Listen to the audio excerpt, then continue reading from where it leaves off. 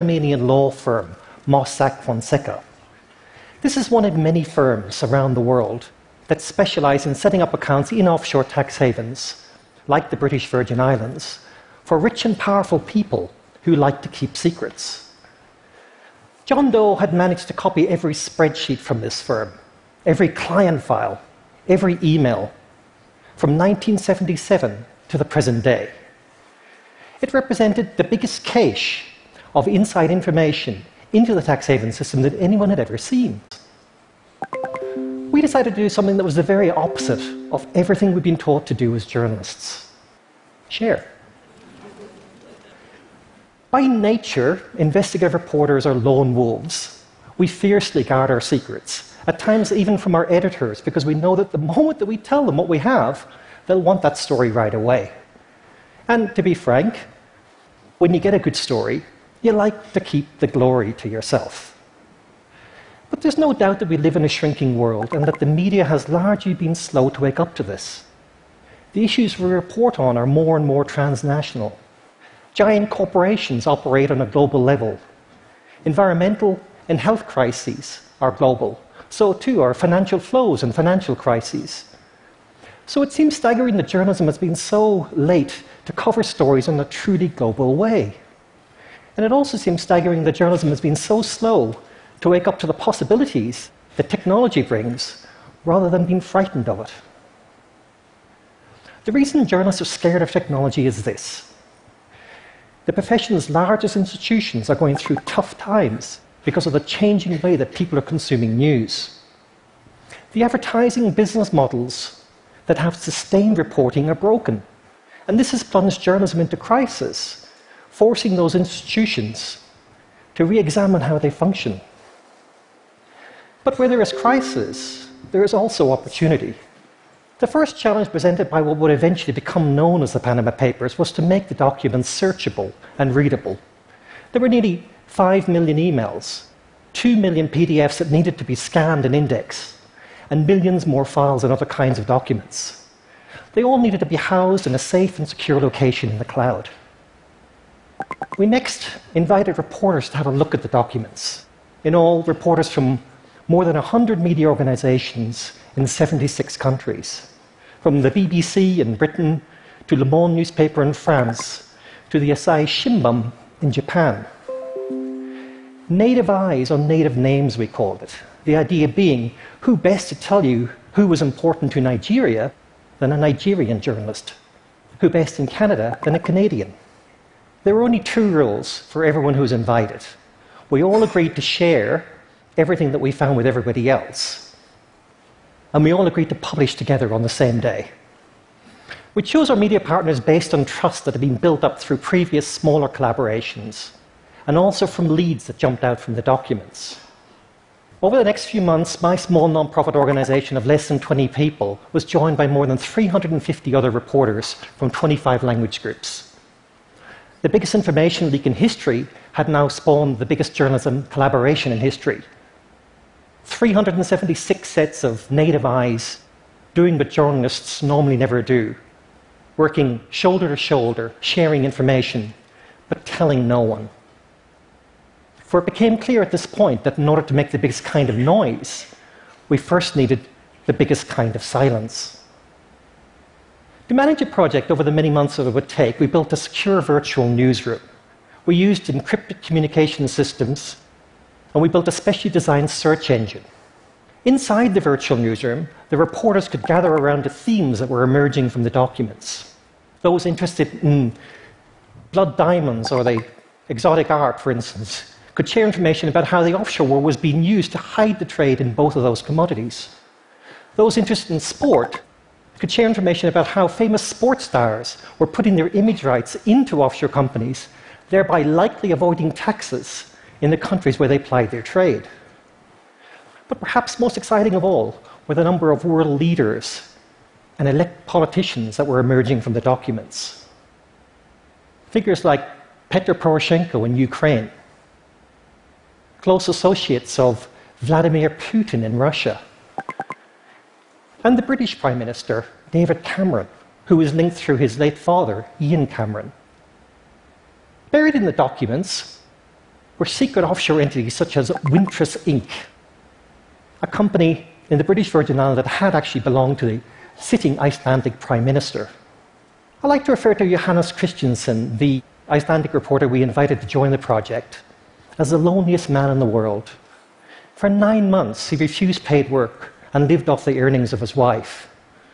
He pasted tarps over the windows of his home to prevent prying eyes during the long Icelandic winter. And he soon ran out of excuses to explain his many absences as he worked red-eyed, night after night, month after month. In all that time, he sat on information that would eventually bring down the leader of his country. Now, when you're an investigative reporter and you make an amazing discovery, such as your prime minister can be linked to a secret offshore company, that company has a financial interest in Icelandic banks, the very issue that he's been elected on, well, your instinct is to scream out very loud.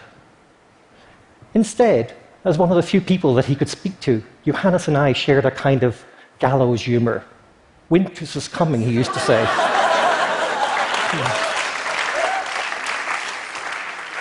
We were big fans of Game of Thrones. Now, when reporters like Johannes wanted to scream, they did so inside the virtual newsroom. And then they turned those screams into stories by going outside the documents, to court records, official company registers, and by eventually putting questions to those that we intended to name. Panama Papers actually gave the reporters, or allowed the reporters to look at the world through a different lens from everybody else.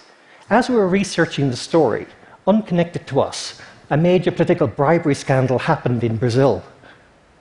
A new leader was elected in Argentina.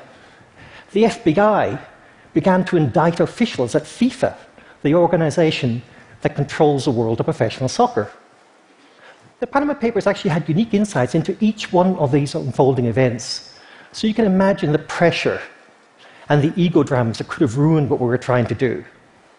Any one of these journalists, they could have broken the pact, but they didn't. And on April 3rd this year, at exactly 8 p.m. German time, we published simultaneously in 76 countries.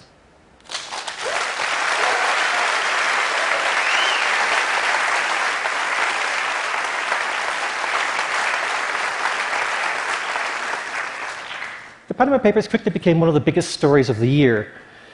This is the scene in Iceland the day after we published. It was the first of many protests. The Icelandic Prime Minister had to resign. It was the first of many resignations. We spotlighted many famous people, such as Lionel Messi, the most famous soccer player in the world. And there were some unintended consequences. These alleged members of a Mexican drug cartel were arrested after we published details about their hideout. They'd been using the address to register their offshore company.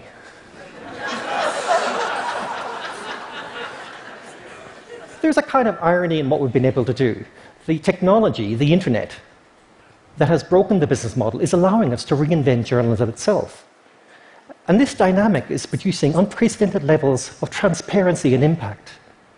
We showed how a group of journalists can affect change across the world by applying new methods and old-fashioned journalism techniques to vast amounts of leaked information. We put all-important context around what was given to us by John Doe. And by sharing resources, we were able to dig deep, much deeper and longer than most media organizations allow these days because of financial concerns. Now, it was a big risk, and it wouldn't work for every story. But we showed with the Panama Papers that you can write about any country from just about anywhere, and then choose your preferred battleground to defend your work. Try obtaining a court injunction that would prevent the telling of a story in 76 different countries. Try stopping the inevitable. Shortly after we published, I got a 3-word text from Johannes. Wintris has arrived. It had arrived, and so too, perhaps, has a new era for journalism. Thank you.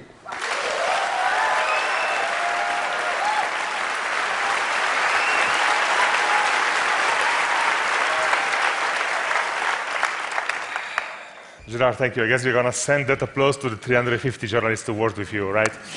I have a couple of questions that I would like to ask you. And the first one is, you have been working in secrecy for over a year with 350-something colleagues from all over the world.